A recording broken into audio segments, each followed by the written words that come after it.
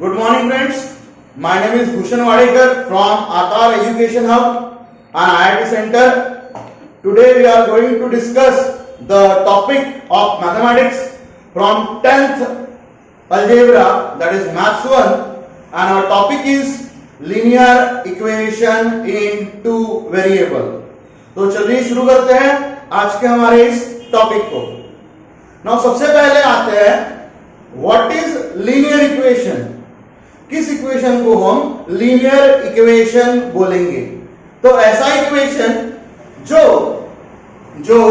ax plus by equal to c इस form में होता है उसे हम लोग कहते हैं linear equation in two variable. Any equation in the form of ax plus by equal to c. Note this, here there is a bracket.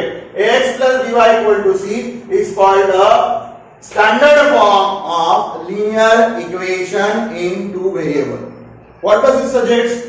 So here a, b and c are any number and x and y are two variables.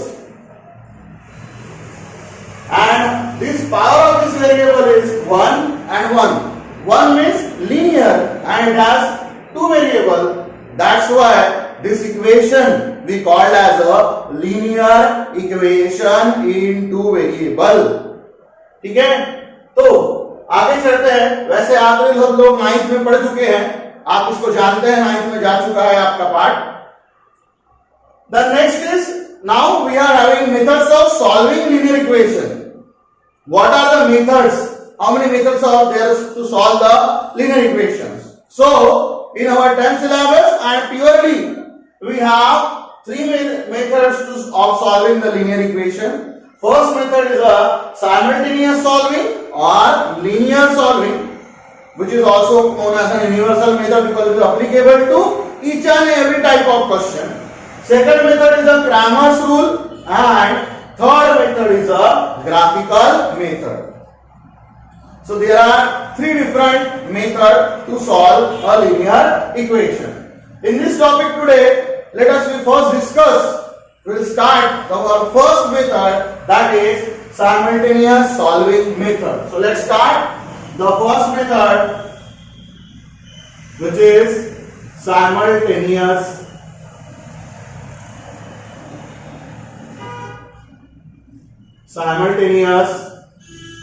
solving method. First thing you should need to remember, what is meant by solve. Linear equation को solve करना मतलब क्या? Linear equation को जो हम लोग solve करते हैं, तो जो मैंने बोला अभी वहां पे दो वेरिएबल होते हैं, x एंड y और a and b, m and n, anything else. हमें उन वेरिएबल्स की वैल्यू निकालनी पड़ती है, उसकी कीमत फाइंड आउट करनी पड़ती है. उसे हम लोग बोलते हैं लीनियर इक्वेशन को सॉल्व करना.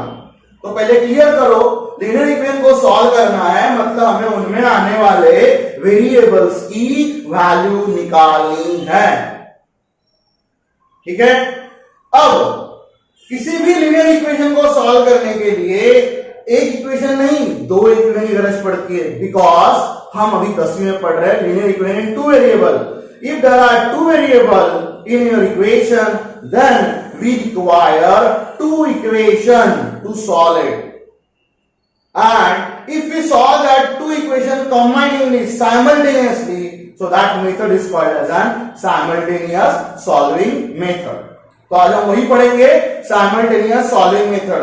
दो इक्वेशन लिए रहेंगे, उसे एक साथ पकड़ के हम लोग सॉल्व करेंगे, एक साथ मतलब साइमल्टेनियस सॉल्व करेंगे, and that's why this is called as an simultaneous solving method. And that's why that lesson linear equation two variable can also be called as an simultaneous equations.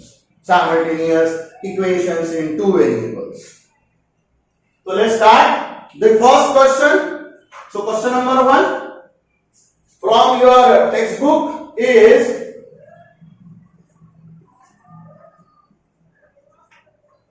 (3a plus 5b equal to 26) and a plus 5b equal to 22. We have these two equations. So let's start solving this equation. Now, starting the answer, we have to write given simultaneous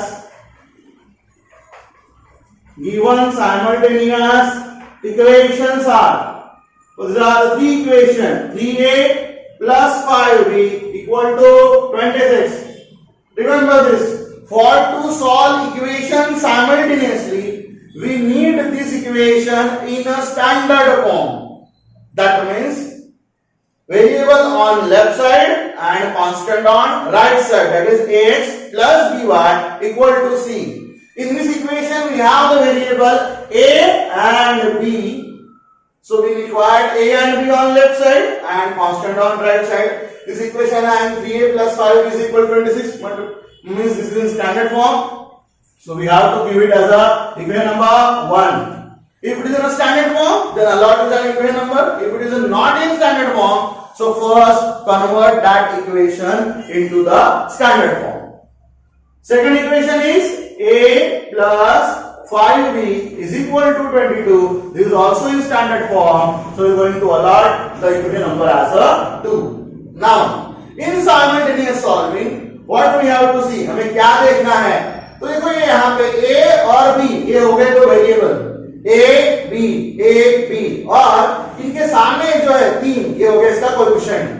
a का coefficient पहले equation में 3 है, b का coefficient पहले equation में 5 है, दूसरे answer एक सामने है कोएफिशिएंट नहीं है, ऐसी बात नहीं, जहां कुछ भी नहीं होता वहां क्या होता है 1।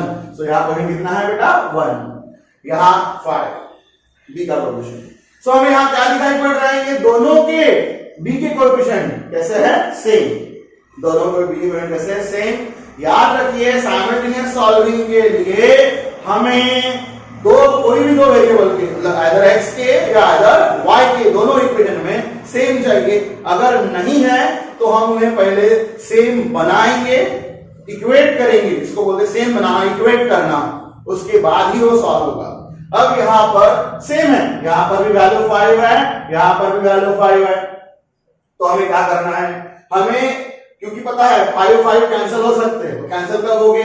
जब ये 5 पॉजिटिव है, ये पॉजिटिव है, जब इससे इसको क्या करेंगे हम लोग? सब्सट्रैक्ट, आइदर 1 से 2 को या इक्वेशन 2 से इक्वेशन नंबर 1 को, हम कुछ भी कर सकते हैं।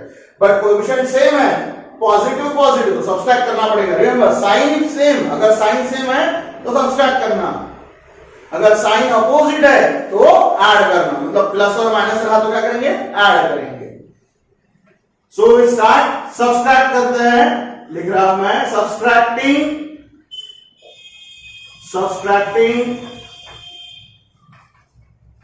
इक्वेशन 2 फ्रॉम इक्वेशन 1, मतलब 1 में से हम दूसरे इक्वेशन को क्या करने वाले हैं? सब्सट्रैक्ट करने वाले हैं।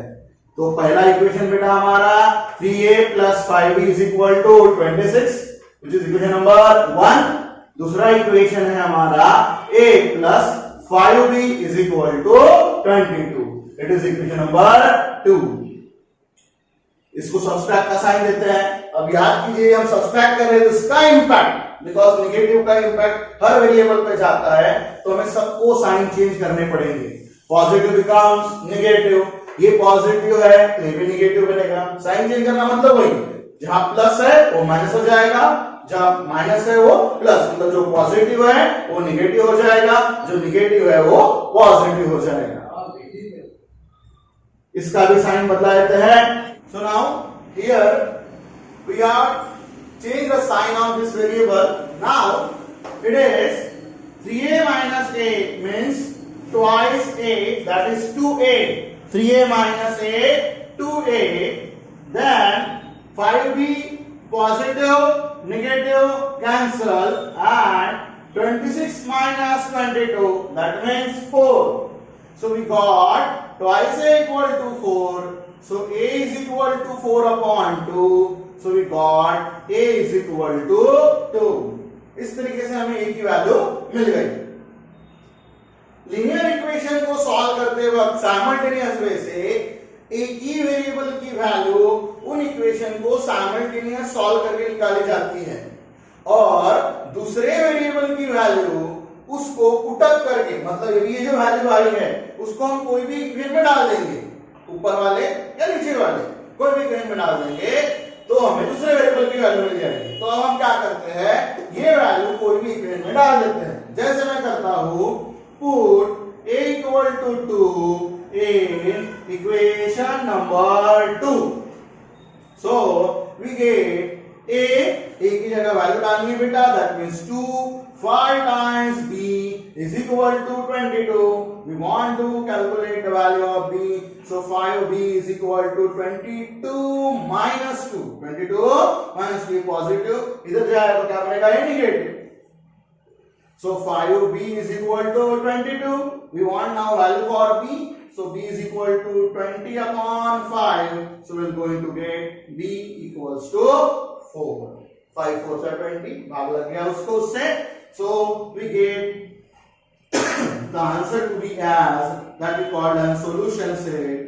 solution set में हमें आंसर मिल रहे हैं, तो यहां बनी बेटा a की वैल्यू 2 एंड b की वैल्यू 4। सॉल्यूशन सेट लिखना बहुत जरूरी है, याद रखिए। जो गलती मैंने अभी करके दिखाई, सॉल्यूशन सेट बच्चे यूजुअली करली ब्रैकेट में लिखते हैं, करली ब्रैकेट में नहीं। लीनियर इक्वेशन का सॉल्यूशन सेट ऑलवेज सादे ब्रैकेट में होता है। जो बच्चों की गलती हमने करके दिखाई, यहां पर आपको लीनियर इक्वेशन मतलब वैल्यू होती है x की एंड y की, दो इंडिविजुअल वैल्यूज होती है, सेट नहीं होता है, दो इंडिविजुअल, इसलिए इसको सादे ब्रैकेट में लिखना पड़ता है। अगर यही क्वाड्रेटिक इक्वेशन का आंसर होता तो हम काय में लिखते, करली ब्रैकेट में, बिकॉज वो एक ही वेरिएबल की वैल्यू होती और एक ही वेरिएबल की वैल्यू मतलब होता है सेट। क्लियर है, समझ में आया? इन इक्वेशन की value why we call it as a solution set. हम इसे सॉल्यूशन सेट क्यों बोलते हैं? तो अगर मैं ये वैल्यूज वापस यहां डालता हूं इक्वेशन में, तो ये इक्वेशन इन वैल्यूज को सेटिस्फाई करता है। Sir what does it mean? इसी को हम बोलते हैं चेकिंग। हमारा आंसर हम क्या चेक कर सकते हैं, हमने जो आंसर निकाला तो सही है नहीं है। तो ये आई हुई वैल्यूज आप यहाँ वापस जाके देखिए और चेक करें, कैलकुलेट अपने माइंड में कैलकुलेट कीजिए। जैसे हमारा a की वैल्यू 2, b की वैल्यू 4, 5 4 20, 20 प्लस 2 मतलब 22, that is 22। Left is equal to right, satisfy कर रहे हैं, इसको बोलते हैं सेटिस्फाई करना, left is equal to right. ठीक है, तो आपका आंसर सही है। Again 3a plus 5 equal to 26, a की वैल्यू है 2, 3 2 6, 5 5 4 20, 20 plus 6 that is 26, तो ऊपर वाले में सेटिस्फाई होगा। क्लियर है? And that's what we called as a solution set. और याद रखना है आपको, सॉल्यूशन का सेट हम उसे क्यों बोलते हैं, क्योंकि वो वैल्यू अगर हम वापस वहीं पर पुट अप कर दे तो क्या करता है, वो नंबर जो सॉल्यूशन के है वो अपने इक्वेशन को सेटिस्फाई करते हैं, and that's why we call it as a solution set. Okay बेटा, समझ में आया? ऐसे ही नए नए क्वेश्चन हम आगे वाले टॉपिक में पढ़ेंगे, कल के वीडियो में पढ़ेंगे। टॉपिक वीडियो को देखने के लिए धन्यवाद। इस वीडियो को लाइक कीजिए, सब्सक्राइब कीजिए, है ना, चैनल को सब्सक्राइब कीजिए, शेयर कीजिए, कमेंट्स कीजिए, अच्छे अपने दोस्तों को भेजिए, देखते रहिए हमारा channel Aakar education hub by Bhushan sir, Aakar Bhushan Wadekar. This is the live channel, regularly we are going to get such a videos, interesting studies over this. Thank you so much. धन्यवाद।